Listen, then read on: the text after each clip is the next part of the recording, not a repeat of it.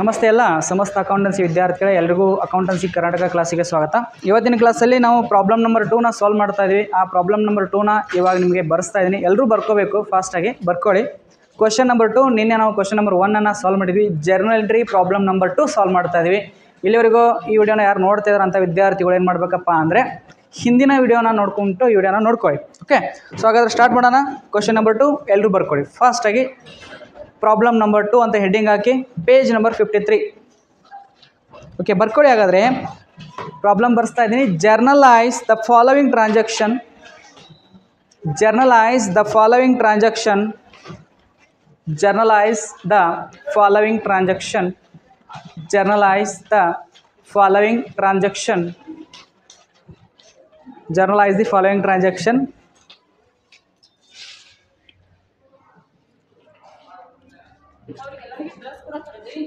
ಆಮೇಲೆ ಮೂರನೇ ಪುಟ. Journalize the following transaction in the books of Venkatesh. In the books of Venkatesh. In the books of Venkatesh. ನಿಮ್ಮ page ಮಾರ್ಜಿನಲ್ಲಿ ಈ ಕಡೆ ಸೈಡಲ್ಲಿ ಏನು ಬರೀಬೇಕಪ್ಪ ಅಂದರೆ 2012 ಮೇಲ್ಗಡೆ ಬರ್ರಿ. ಅದರ ಕೆಳಗಡೆ ಬರ್ಕೊಳ್ಳಿ ಮಾರ್ಚ್ 1, 2012 ಮಾರ್ಚ್ 1. ಫಾಸ್ಟಾಗಿ ಬರ್ಕೊಳ್ಬೇಕು. 2012 ಮಾರ್ಚ್ 1. 2012 ಮಾರ್ಚ್ 1 ಆಯಿತಾ. ನೆಕ್ಸ್ಟ್ ಕ್ವಶನ್ ಬರ್ಕೊಳ್ಳಿ March 1. Business started with cash. Business started with cash. Business started with cash.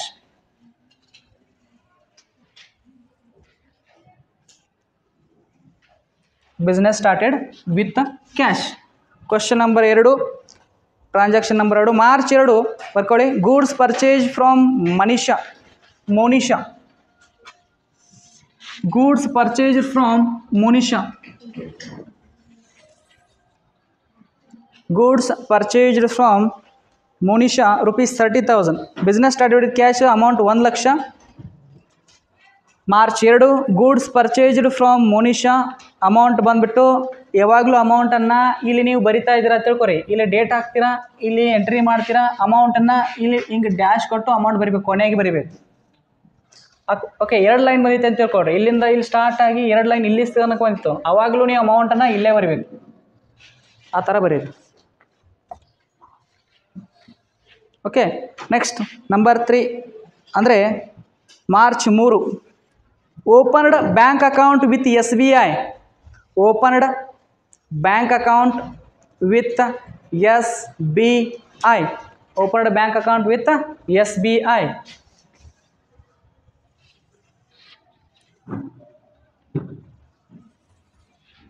Opened bank account with SBI. Next March 5 cash sales. Opened bank with SBI 25,000, 25,000. Opened bank account with SBI 25,000. Next transaction March 5 cash sales rupees 40,000. Cash sales rupees 40,000. Cash sales rupees 40,000.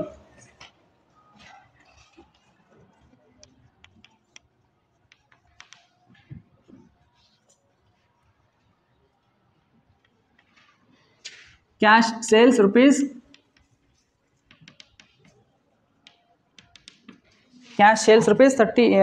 40,000. Next number 7, March 7, purchased goods for cash. Purchased goods for cash. Purchased goods for cash rupees 30,000 from Ranganath. Purchased goods for cash. Purchased goods for cash rupees 30,000, 30,000 from Ranganath. From Ranganath 30,000 from Ranganath. Amount ಲಾಸ್ಟಿಗೆ ಬರ್ಕೊಳ್ಳಿ. Purchase good for cash from Ranganath rupees 30,000. Next 8 ತಾರೀಕು March 8, sold goods to Priya on credit. Sold goods to Priya on credit. sold goods to Priya on credit rupees 40,000 40,000 next 10ನೇ ತಾರೀಕು March 10 March 10 received cheque from Priya March 10 received cheque from Priya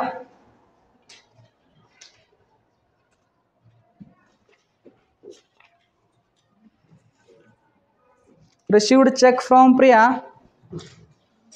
rupees 30,000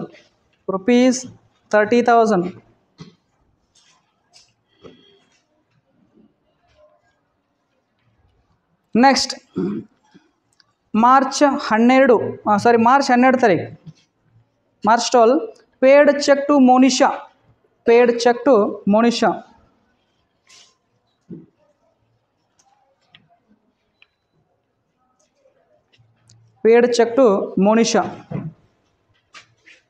next March 19 paid office rent 5,000 paid office rent 5,000 paid office rent 5,000 paid office rent 5,000 next March 22 March 22 received commission from Ravi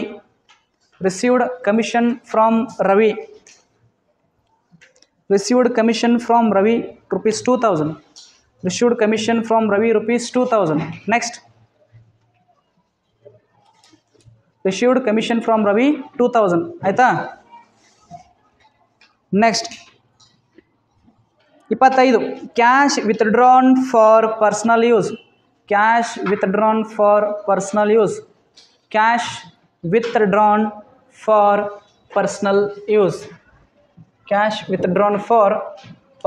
use rupees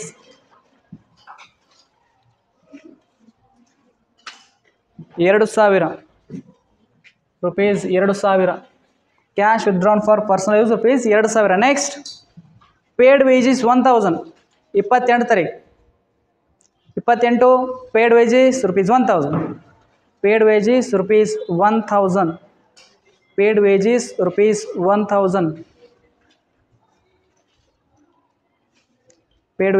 rupees 1,000 next last one 31 March interest received 4,000 interest received 4,000 interest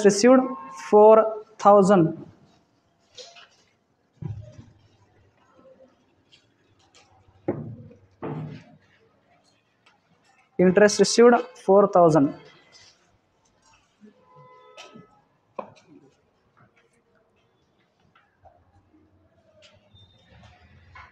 question ಎಲ್ಲಿದೆ ಯಾಕೆ ಬರ್ಕೊಂಡಿಲ್ಲ ಮತ್ತು ಇದೇನು ಬರೀತೀವಿ ನೀವು ಎಲ್ಲಿ ಬರೀಬೇಕು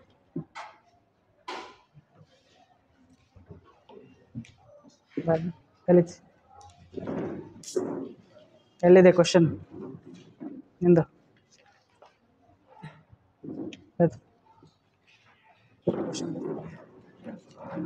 ಬರ್ಕೊಂಡಿಯಲ್ಲ ಏನು ಬರ್ಕೊಂಡಿದೆ ಹಾಂ ಯಾಕೆ ನಾನು ಹೇಳೋದು ಕೇಳಿಸಂಗಿಲ್ಲ ನಿನಗೆ ಕೇಳಿಸ್ತೈತಿಲ್ಲ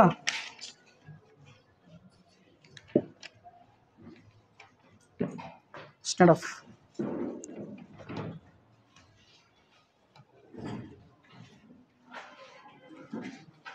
ಬರ್ಕೊಂಡ್ಯಾ ಏನು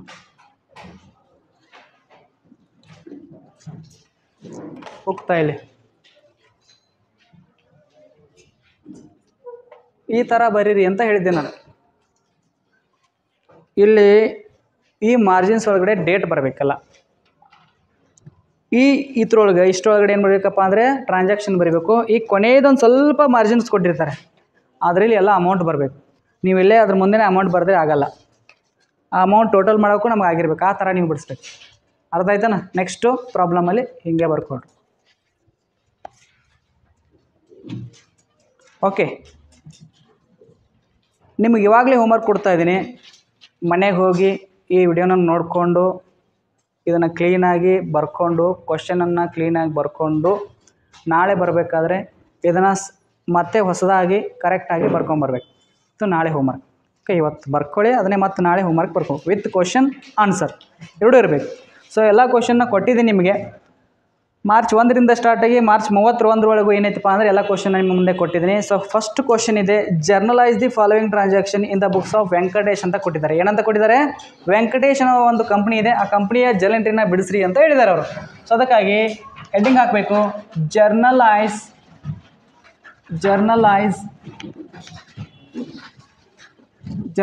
the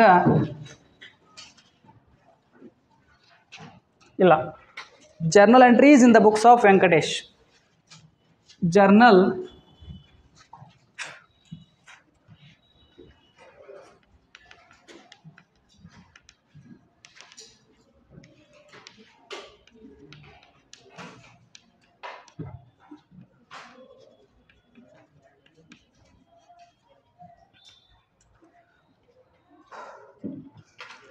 entries in the books of Venkatesh. ಈ ಥರ ಹೆಡ್ಡಿಂಗ್ ಹಾಕಬೇಕು, ಯಾಕಂದರೆ ವೆಂಕಟೇಶನ್ ಅವ್ರ ಬಗ್ಗೆ ಕೊಟ್ಟಿದ್ದಾರೆ ಇನ್ಫಾರ್ಮೇಷನ್ನ. ಸೊ ಅದಕ್ಕಾಗಿ ಅವ್ರ ಬಗ್ಗೆನ ಬರೆದಿದ್ವಿ. ಸೊ ಹಾಗಾಗಿ ನೆಕ್ಸ್ಟ್ ಏನು ಮಾಡ್ತಾ ಇದೀನಪ್ಪ ಅಂದರೆ ಜರ್ನಲ್ ಎಂಟ್ರಿನ ಸಾಲ್ವ್ ಮಾಡೋಣ. ಸೊ ಫಸ್ಟ್ ಟ್ರಾನ್ಸಾಕ್ಷನ್ ಏನು ಕೊಟ್ಟಿದ್ದಾರೆ ಎಲ್ಲರೂ ಹೇಳಿ ಜೋರಾಗಿ. Number 1 transaction, business started with cash ಅಂದರೂ ಒಂದೇ, ಬಿಸ್ನೆಸ್ ಕಮೆನ್ಸ್ಡ್ ವಿತ್ ಕ್ಯಾಶ್ ಅಂದರೂ ಒಂದೇ, cash invested in to business ಅಂದರೂ ಒಂದೇ. ಈ ಮೂರು ಒಂದೇ. ಯಾವಾಗಲೂ ಅದು ಏನೇ ಕೊಡಲಿ ಫಸ್ಟ್ ಎಂಟ್ರಿ ಸೇಮ್ ಇರುತ್ತೆ. Cash account debit to capital account ಏನಿರುತ್ತೆ? Cash account debit to capital account. ಇಲ್ಲಿ 2012 ಅಂತ ಇದೆ, 12 ಬರೀರಿ. ಮಾರ್ಚ್ ಅಂತ ಇದೆ, MAR ಬರೆದು 1 ಬರೀರಿ. ಸೊ ಇಲ್ಲಿ ಏನಾಗುತ್ತೆ? Cash account debit to capital account being ಏನು ಬರೀತಾರೆ ಅಂದರೆ ಹೇಳಿ, ಬೀಯಿಂಗ್ ಏನು ಬರುತ್ತೆ? Business started with cash.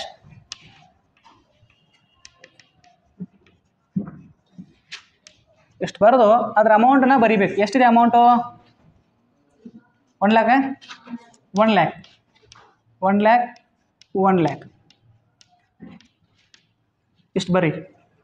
First entry ಯಾವಾಗಲೂ ಬಿಸ್ನೆಸ್ ಬಗ್ಗೆ ಇರುತ್ತೆ, ಸ್ಟಾರ್ಟೆಡ್ ಬಗ್ಗೆ ಇರುತ್ತೆ, ಅಥವಾ ಕಮ್ಯಾನ್ಸ್ ವಿತ್ ಕ್ಯಾಶ್ ವಿತ್ ಬಿಸ್ನೆಸ್ ಬಗ್ಗೆ ಇರುತ್ತೆ. So first entry cash account ಬಿಟ್ಟು ಕ್ಯಾಪಿಟಲ್ ಅಕೌಂಟ್ ಯಾವಾಗಲೂ same.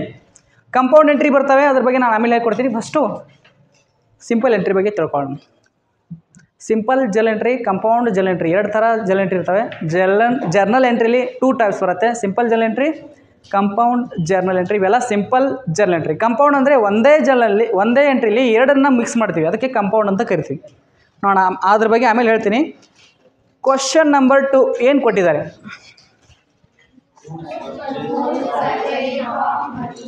Goods purchased from Manisha. Okay, ಹೇಳ್ತೀರಾ ಯಾರಾದರೂ ಆನ್ಸರ್ ಏನಾಗುತ್ತೆ ಅಂತ? ಓಕೆ, ಗೂಡ್ಸ್ ಬಂದು ಅಂದರೆ ಪರ್ಚೇಸ್ ತೊಗೊಳ್ಬೇಕು. ಗೂಡ್ಸ್ ಬಂತಂದರೆ ಏನು ಮಾಡಬೇಕು? ಪರ್ಚೇಸ್ ತೊಗೋಬೇಕು. ಯಾರ ಕಡೆಯಿಂದ ಪರ್ಚೇಸ್ ಮಾಡಿದ್ದೀವಿ? ಮೋನಿಷಾ. ಓಕೆ, ಸೊ ಮೋನಿಷಾ ಕಡೆಯಿಂದ ಪರ್ಚೇಸ್. ಕ್ಯಾಶ್ ಅಂತೂ ಕೊಟ್ಟಿಲ್ಲ, ಚೆಕ್ ಅಂತೂ ಕೊಟ್ಟಿಲ್ಲ, ಜಸ್ಟ್ ಮೋನಿಷಾ ಅಂತ ಮಾತ್ರ ಕೊಟ್ಟಿದ್ದಾರೆ. ಆ ಕಾರಣಕ್ಕಾಗಿ ಮೋನಿಷಾ ಅಂತ ತಗೋಬೇಕು. ಅದಕ್ಕಾಗಿ ಏನು ಮಾಡಬೇಕು? March 2 purchase account debit to Monisha account.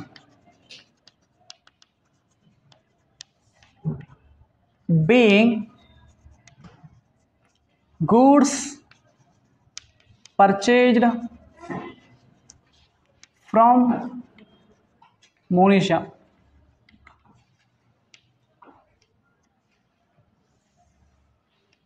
Okay, completed. 2ನೇ ಎಂಟ್ರಿ ಕೂಡ ಕಂಪ್ಲೀಟೆಡ್ ಆಯಿತು.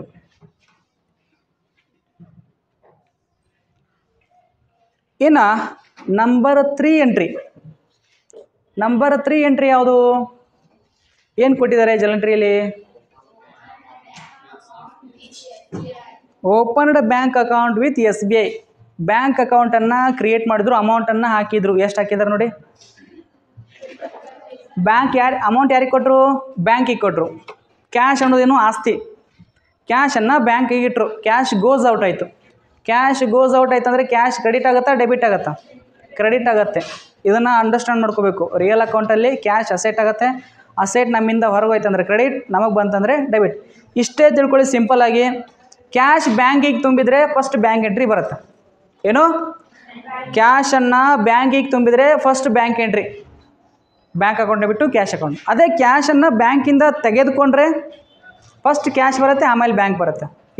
ಎರಡನ್ನು ತಿಳ್ಕೊಳ್ಳಿ. ಈಗ ಏನಾಗ್ತಾಯಿದೆ, ಕ್ಯಾಶನ್ನು ಬ್ಯಾಂಕಿಗೆ ಇಡ್ತಾ ಇದೀವೋ ಅಥವಾ ನಾವು ತಗೊಳ್ತಿದ್ದೀವೋ? ಬ್ಯಾಂಕಲ್ಲಿ ಇಡ್ತಾ ಇದೀವಿ. ಓಪನ್ಡ್ ಬ್ಯಾಂಕ್ ಅಕೌಂಟ್ ಅಂದ್ರೇನು? ಕ್ಯಾಶನ್ನು ಬ್ಯಾಂಕಲ್ಲಿ ಇಡ್ತಾ ಇದ್ದೀವಿ. ಕ್ಯಾಶ್ ಗೋಸ್ ಔಟ್ ಫ್ರಮ್ ಬಿಸ್ನೆಸ್ಸಿಂದ ಕ್ಯಾಶ್ ಹೋಯಿತು, ಅದಕ್ಕಾಗಿ ಫಸ್ಟ್ ಎಂಟ್ರಿ ಬ್ಯಾಂಕ್ ಬರುತ್ತೆ.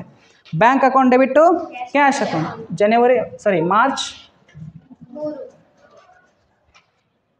3 ಬ್ಯಾಂಕ್ ಅಕೌಂಟ್. ಯಾವುದು ಬ್ಯಾಂಕ್ ಅಂತ ಅವ್ರು ಕೊಟ್ಟಿಲ್ಲ, ಸಿಂಪಲ್ ಬ್ಯಾಂಕ್ ಅಷ್ಟೇ ಕೊಟ್ಟಿದ್ದಾರೆ. ಬ್ಯಾಂಕ್ ಅಕೌಂಟ್ SBI ಕೊಟ್ಟಿದ್ದಾರಾ? Okay, SBI bank account debit to cash account. being cash being opened bank account with SBI. Amount ಎಷ್ಟಿದೆ ಮೇಲಿಂದು? 30,000. ಎರಡನೇದು 25. ಓಕೆ, ಜರ್ನಲ್ ಎಂಟ್ರಿ 3 ಮುಗೀತು. Next journal entry cash sales. Cash ಬಂತು, sales ಹೋಯ್ತು, ಏನಾಗುತ್ತೆ? Cash comes in. ಕ್ಯಾಶ್ ಬಂತಂದರೆ cash account debit, cash ಹೋಯ್ತಂದ್ರೆ cash account credit. So ಈಗೇನಾಗುತ್ತೆ, ಕ್ಯಾಶ್ ಬರ್ತಾ ಇದೆ.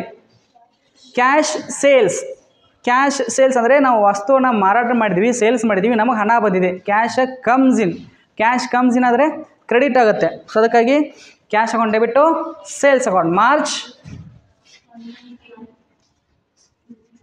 5 ಕ್ಯಾಶ್ ಅಕೌಂಟ್. ಇನ್ನೊಂದು ರೂಲ್ಸ್ ಇದೆ, ಸೇಲ್ಸ್ ಯಾವಾಗಲೂ ಎಲ್ಲಿ ಬರುತ್ತೆ?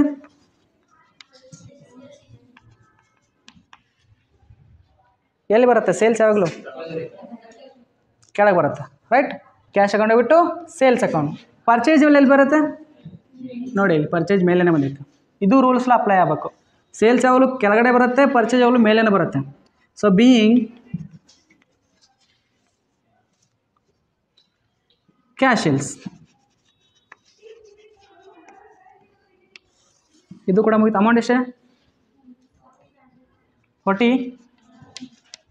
40,000. ಓಕೆ, ಟ್ರಾನ್ಸಾಕ್ಷನ್ ನಂಬರ್ ನೆಕ್ಸ್ಟ್ ಯಾವುದೆಂದು ನೋಡಿ. Purchase goods for cash ₹30,000 from Ranganath. ಅವ್ರು ಮೊದಲೇ ಹೇಳಿದ್ದಾರೆ ಕ್ಯಾಶಲ್ಲಿ ಪರ್ಚೇಸ್ ಮಾಡಿದ್ವಿ, ರಂಗನಾಥ್ ಬರಲಿ, ಗೋವಿಂದ ಬರಲಿ, ಏನಾದರೂ ಬರಲಿ. ಸೊ ಅದು ಯಾರ್ದು ಹೆಸರು ತಗೋಬಾರ್ದು, ಕ್ಯಾಶಲ್ಲಿ ಕೊಟ್ಟಿದ್ದಾರೆ ಅವರು.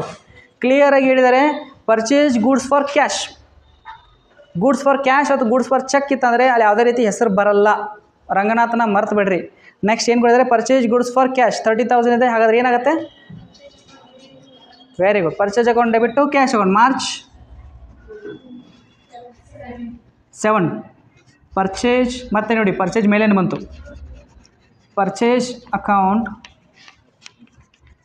Debit to cash account. Ranganath ಯಾಕೆ ಬರಲಿಲ್ಲ ಅಂದರೆ ಇಲ್ಲಿ ಕ್ಯಾಶ್ ಕೊಟ್ಟಿದ್ದಾರೆ. Being goods purchase for cash ನಡೆಯುತ್ತೆ, ಈ ಥರ ಬರೋದ್ರು. Next March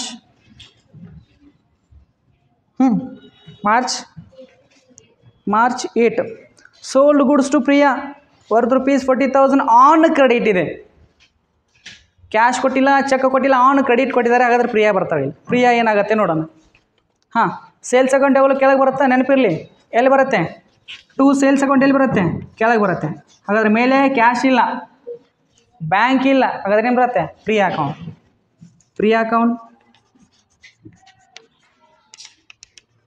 account debit to sales account. being goods sold to Priya ನಡೆಯುತ್ತೆ, ಏನಾಗಲ್ಲ. Goods sold to Priya on credit. ಎಷ್ಟಿದೆ ಅಮೌಂಟ್ ಇದು ಮೇಲಿಂದ ಅಮೌಂಟು? ಎಷ್ಟು? 30,000. ಈಗಿಂದು ಎಷ್ಟು? 40,000. ಓಕೆ, 8 ತನಕ ಮುಗೀತು. ನೆಕ್ಸ್ಟ್ ಹೋಗೋಣ, ಟ್ರಾನ್ಸಾಕ್ಷನ್ ನಂಬರ್ 10.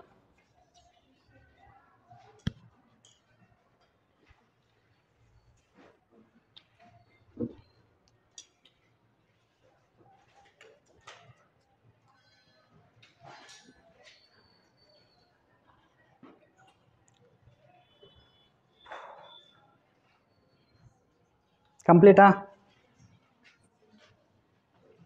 ಇದಕ್ಕೆ ಸ್ವಲ್ಪ ಜಾಗ ಜಾಸ್ತಿ ಬಿಡ್ಬೇಕು, ಇದಕ್ಕೆ ಕಡಿಮೆ ಬಿಡ್ಬೇಕು, ಇದಕ್ಕೆ ಜಾಗ ಜಾಸ್ತಿ ಬಿಡ್ಬೇಕು ಅಂತ ಬುಕ್ಕಲ್ಲಿ ಬರೀಬಾರ್ದು.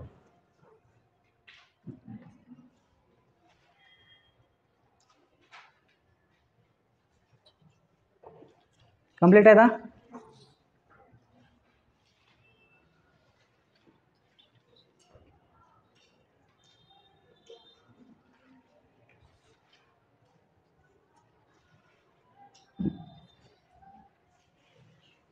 ಓಕೆ, ನೆಕ್ಸ್ಟ್ ಹೋಗ್ತಾ ಇದ್ದೀನಿ. Transaction number 10, cheque received from Priya.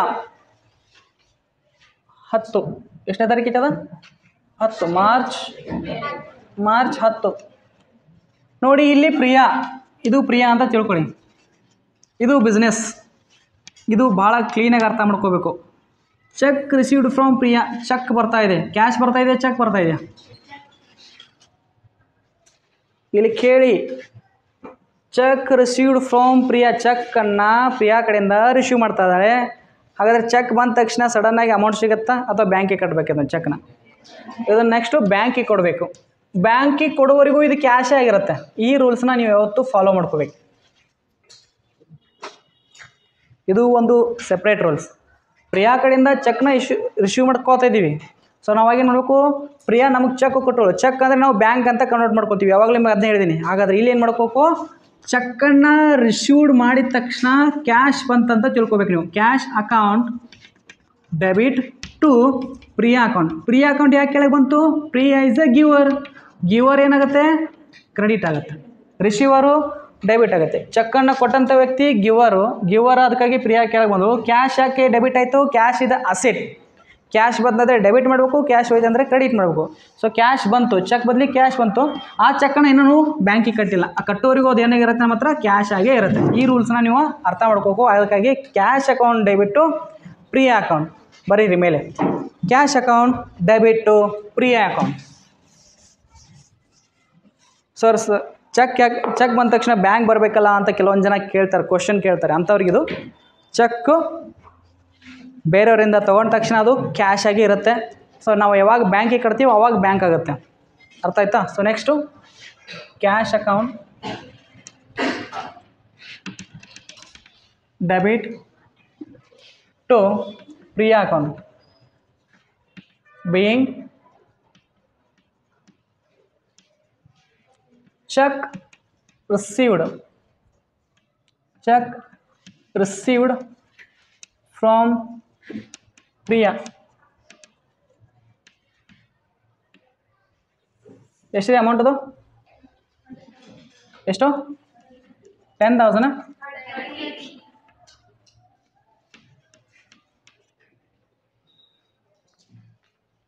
Okay, ಏನಾದರೂ ವಿರುದ್ಧ ಯಾವುದೋ ನೆಕ್ಸ್ಟ್ ನೋಡ್ರಿ. Paid cheque to Monisha. ಇಲ್ಲೇನಾಗುತ್ತೆ? ಪೇಡ್ ಚೆಕ್ ರಿಸೀವ್ಡ್ ಇದ್ದಾಗ ಕ್ಯಾಶ್ ಬರುತ್ತೆ, ಚೆಕ್ ಪೇಡ್ ಇದ್ದಾಗ ಬ್ಯಾಂಕ್ ಬರುತ್ತೆ. Cheque paid to Monisha received ಇದ್ದಾಗ ಕ್ಯಾಶ್ ಅಂತಲೇ ನಾವು ಬರಿಬೇಕಾಗತ್ತೆ. ಅದೇ ಚೆಕ್ ಪೇಡ್ ಇದ್ದಾಗ ಅದು ಯಾವಾಗಲೂ ಬ್ಯಾಂಕ್ ಆಗುತ್ತೆ. ಚೆಕ್ ಪೇಡ್ ಇದೆ, ಅದಕ್ಕಾಗಿ bank account. Who is receiver? ಚೆಕ್ಕನ್ನು ಯಾರು ರಿಸೀವ್ ಮಾಡ್ತಿದ್ದಾರೆ? ಮುನಿಷಾ ರಿಸೀವರ್ ಆದರೆ ಏನು ಮಾಡಬೇಕು? ಡೆಬಿಟ್ ಮಾಡಬೇಕು. ಡೆಬಿಟ್ ಎಲ್ಲಿ ಬರುತ್ತೆ? ಮೇಲೆ ಬರುತ್ತಾ ಕೆಳಗೆ ಬರುತ್ತಾ? ಅದಕ್ಕಾಗಿ ಮುನಿಷಾ ಅಕೌಂಟ್ ಡೆಬಿಟ್. ಹಾಗಾದರೆ ಚೆಕ್ಕನ್ನು ಕೊಟ್ಟಿದ್ದೀವಿ. ಚೆಕ್ ಅಂದರೆ ಬ್ಯಾಂಕಿಂದ ದುಡ್ಡು ಹೋಗಿದೆ ಟು ಬ್ಯಾಂಕ್ ಅಕೌಂಟ್. ಮಾರ್ಚ್ ಎಷ್ಟು? March 12 Munish account debit to bank account being check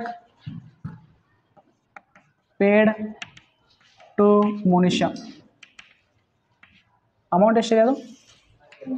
25,000.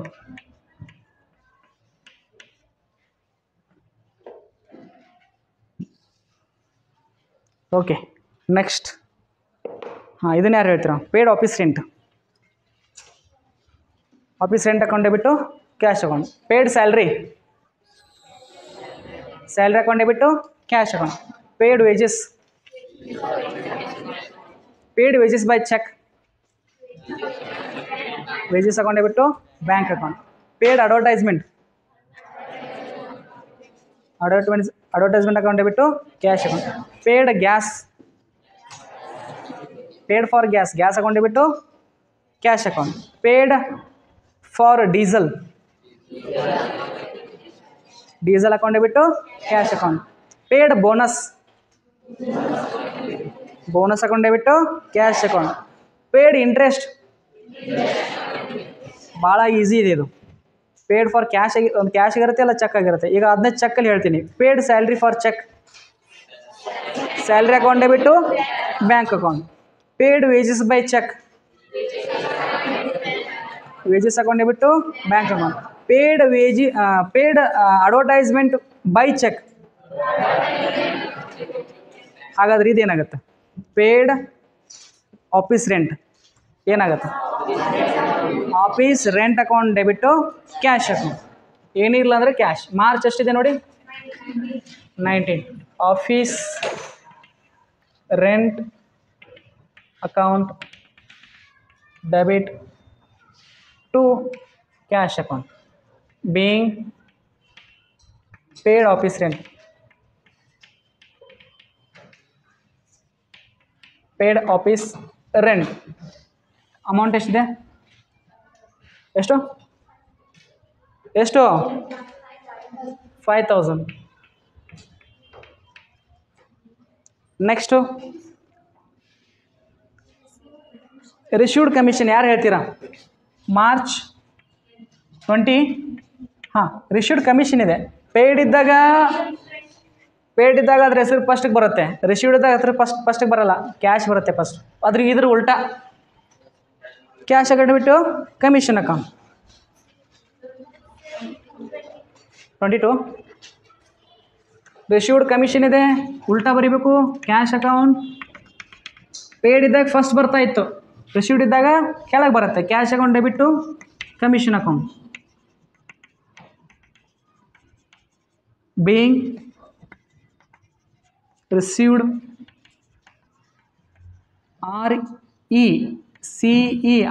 received commission.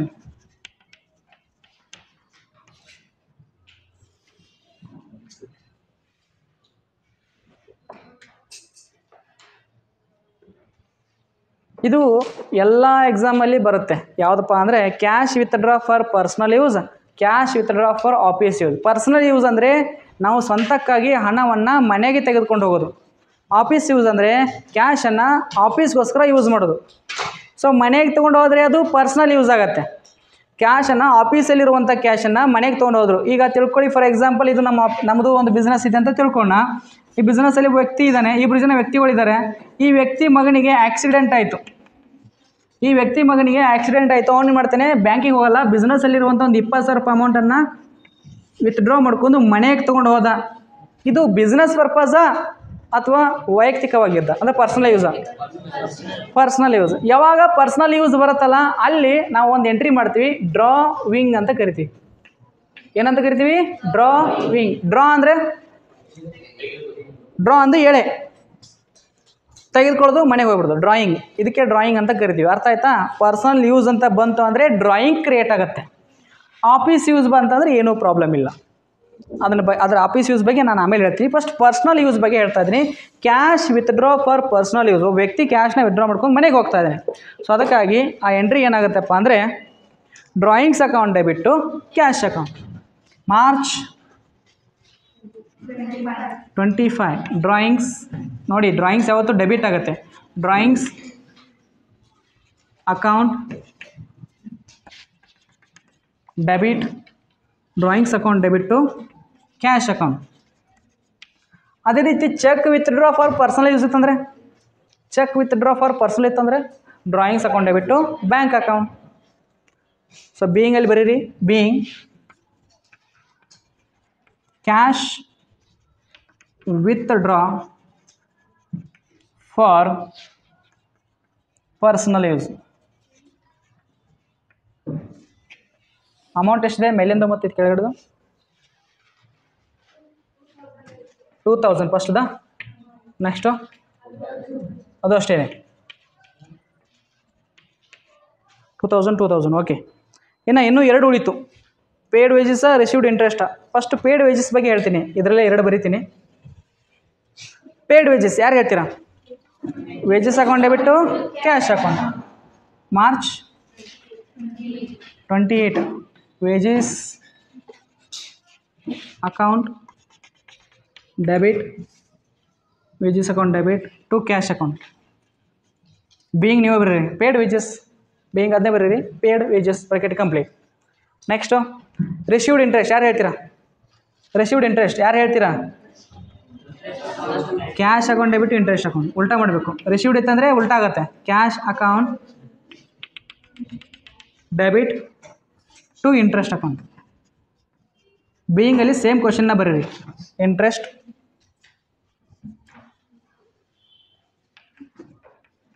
ಇಷ್ಟು ಬರ್ಕೊಳ್ಳಿ. ಕೊನೆಗೆ ಟೋಟಲ್ ಎಷ್ಟು ಬರುತ್ತೆ ಹೇಳಿ? ನಾನೇ ಹೇಳ್ತೀನಿ, ಬರ್ಕೊಂಬಿಡಿ. ಟೋಟಲ್ ಎಷ್ಟು ಬರುತ್ತಪ್ಪ ಅಂದರೆ 3,34,000, 3,34,000.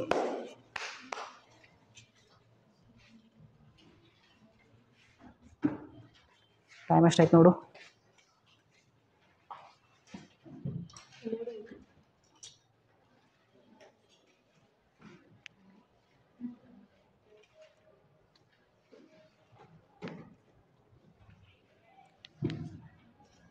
ಕಂಪ್ಲೀಟ್ ಆಯಿತಾ?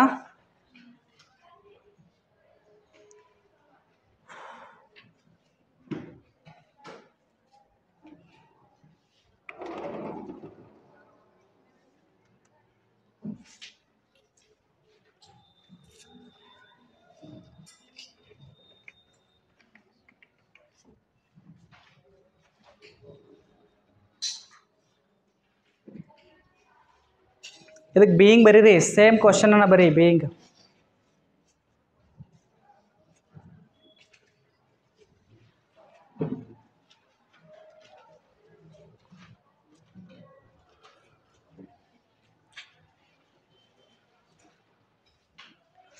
ಓಕೆ ವಿದ್ಯಾರ್ಥಿಗಳೇ, ನಾಳೆ ಏನು ಮಾಡೋಣಪ್ಪ ಅಂದರೆ ಸೆಪ್ರೇಟಾಗಿ ಪರ್ಚೇಸ್ ಎಂಟ್ರಿನ ಬರ್ತೀನಿ. ಫಸ್ಟು ಸೇಲ್ಸ್ ಎಂಟ್ರಿನ ಬರ್ತೀನಿ, ಆಮೇಲೆ ಕ್ಯಾಶು ಮತ್ತು ಬ್ಯಾಂಕ್ ಎಂಟ್ರಿನ ಬರ್ತೀನಿ. ಸೆಪ್ರೇಟ್ ಎಲ್ಲನೂ ಬರ್ತೀನಿ. ಅಂದರೆ ನಿಮಗೆ ಏನಾಗುತ್ತೆ, ಈ ಥರ ಕೊಟ್ಟರೆ ಕನ್ಫ್ಯೂಷನ್ಸ್ ಆಗುತ್ತೆ. ಒಂದೇನು ಮಾಡೋಣ, ಗ್ರೂಪ್ ಮಾಡೋಣ.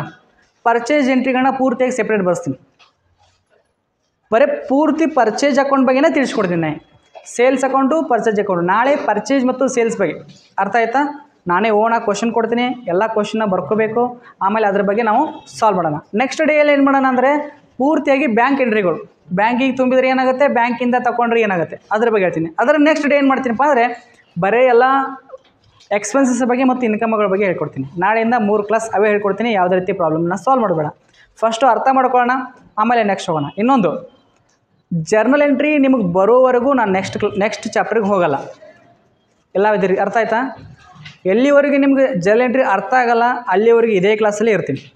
ಅದು 10ರಿಂದ 20 ಕ್ಲಾಸ್ ಆದರೂ ಆಗಲಿ. ಯಾಕೆ ಹೇಳ್ತಾ ಇದ್ದೀನಪ್ಪ ಅಂದರೆ ನಿಮ್ಮ ಲೈಫಲ್ಲಿ ಇದು ಭಾಳ ಇಂಪಾರ್ಟೆಂಟು. ಜರ್ನಲ್ ಎಂಟ್ರಿ ಸಾಲ್ವ್ ಮಾಡೋಕ್ಕೆ ನಿಮಗೆ ಬರಲಿಲ್ಲ ಅಂದರೆ ನಿಮಗೆ ಯಾವುದೇ ಕಂಪ್ನಿಯಲ್ಲಿ ಜಾಬ್ ಸಿಗಲ್ಲ. ಗೌರ್ಮೆಂಟ್ ಜಾಬ್ ನೀವು ಮಾಡ್ಬೋದು, ಅದನ್ನ ಹೇಳ್ತಾ ಇಲ್ಲ ನಾನು. ಪೊಲೀಸ್ ಮಾಡ್ಬೋದು, ಆರ್ಮಿ ಮಾಡ್ಬೋದು, 32 ಇಲಾಖೆ ಕರ್ನಾಟಕದಲ್ಲಿ ಎಲ್ಲ 32 ಇಲಾಖೆಯಲ್ಲಿ ಕೆಲಸ ಮಾಡ್ಬೋದು. ಆದರೆ ದೊಡ್ಡ ಕಂಪ್ನಿಗಳಿದ್ದಾವೆ, ಗೌರ್ಮೆಂಟ್ ಜಾಬ್ಗಿಂತ ಹೆಚ್ಚು ಸ್ಯಾಲ್ರಿ ಕೊಡುವಂಥ ಕಂಪ್ನಿಗಳಿದ್ದಾವೆ. ಗೌರ್ಮೆಂಟಲ್ಲಿ 25, 30, 40, 45 ಕೊಡ್ತಾರೆ. 1 ಲಕ್ಷ, 2 ಲಕ್ಷ, 2.5 ಲಕ್ಷ, 3 ಲಕ್ಷ ತನಕ ಕಂಪ್ನಿಯಲ್ಲಿ ಪೇಮೆಂಟ್ ಕೊಡ್ತಾರೆ. ಅಂಥ ಕಂಪ್ನಿಯಲ್ಲಿ ನಿಮಗೆ ಇಂಟರ್ವ್ಯೂವಲ್ಲಿ ಒಂದು ಜರ್ನಲ್ ಎಂಟ್ರಿನ ಸಾಲ್ವ್ ಮಾಡಿ ಅಂತ ಒಂದು ಸರಳವಾದ ಒಂದು ಕ್ವಶನ್ ಕೊಡ್ತಾರೆ. ಪರ್ಚೇಸ್ ಗೂಡ್ಸ್ ಫಾರ್ ಕ್ಯಾಶ್, ಇದರ ಜರ್ನಲ್ ಎಂಟ್ರಿ ಹೇಳಪ್ಪ ಅಂತ ಕೇಳ್ತಾರೆ. ನೀವು ಹೇಳೋಕ್ಕಾಗದೆ ಮುಖಾನ ಒರೆಸ್ಕೊಂತ ಬೆವರು ಬಿಟ್ಟಿರ್ತಲ್ಲ ಅದನ್ನ ಒರೆಸ್ಕೊಂತ ತಲೆ ಕೆಳಗೆ ಹಾಕಿದರೆ ಅಂದರೆ ಗೆಟ್ ಔಟ್ ಅಂದ್ಬಿಡ್ತಾರೆ. ಸೊ ಅದಕ್ಕೆ ಹೇಳ್ತಾ ಇದ್ದೀನಿ, ಇಲ್ಲಿ ಎಷ್ಟು ಚೆನ್ನಾಗಿ ನೀವು ಅರ್ಥ ಮಾಡ್ಕೊಳ್ತೀರೋ ಅಲ್ಲಿ ನಿಮ್ಗೆ ಯೂಸ್ ಆಗುತ್ತೆ. ಡಿಗ್ರಿಲಿ ಯೂಸ್ ಆಗುತ್ತೆ, MCOMಲ್ಲಿ ಯೂಸ್ ಆಗುತ್ತೆ. ಸೊ ಅದಕ್ಕೆ ಹೇಳ್ತಾ ಇದ್ದೀನಿ, ಪ್ರತಿ ಒಂದನ್ನು ಚಾಚು ತಪ್ಪದೆ ಜರ್ನಲ್ ಎಂಟ್ರಿನ ತಿಳ್ಕೊಳ್ರಿ. ಇದು stage of the learning of journal entry. ಈ ಸ್ಟೇಜಲ್ಲಿ ನೀವು ಜರ್ನಲ್ ಎಂಟ್ರಿನ ಕಲಿಬೇಕಾಗುತ್ತೆ. ಓಕೆ, ನಾಳೆ ಬಾಕಿ ದಿನ ಸಲೋಣ ಅಂತ ಹೇಳ್ತಾ ಇವತ್ತಿನ ಕ್ಲಾಸ್ನ ಇಲ್ಲಿಗೆ ಕ್ಲೋಸ್ ಮಾಡ್ತೀನಿ. ಥ್ಯಾಂಕ್ ಯು ಎಲ್ಲರಿಗೂ. ಶುಭ ದಿನ.